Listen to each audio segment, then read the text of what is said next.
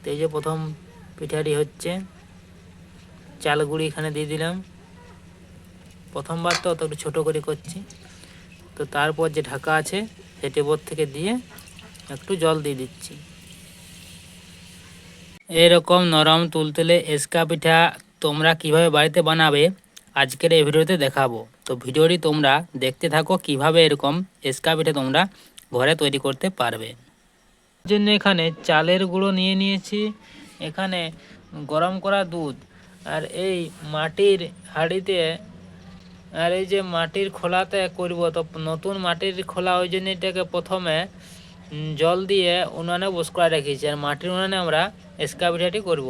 তো দেখাচ্ছি কেমনভাবে এসকা পিঠাটি করা হয়, যেটা খুবই নরম আর মানে খেতে অনেক ভালো লাগে।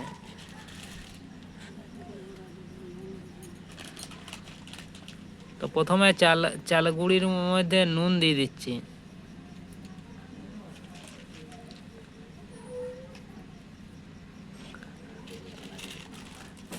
তারপরে যে বিড়ি কলাইয়ের গুঁড়ো,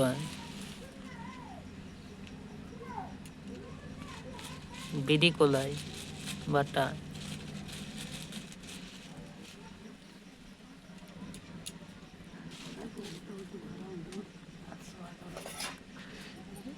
এরপরে গরম দুধ দিয়ে এটাকে মেখে নেব, কম কম দিয়ে মাখবো।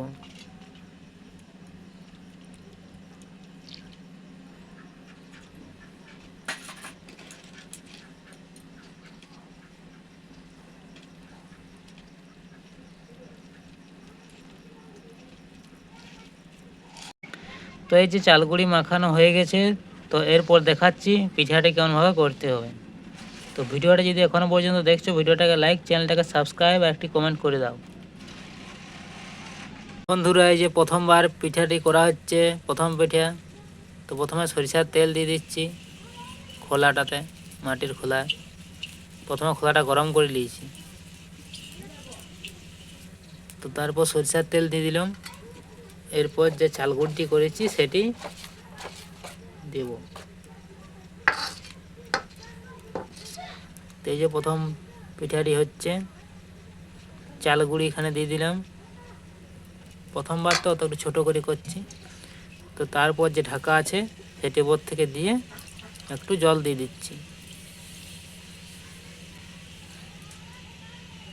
এরপর কিছুক্ষণ রেখে দেব, তারপর দেখাচ্ছি পিঠাটি কেমন হয়েছে।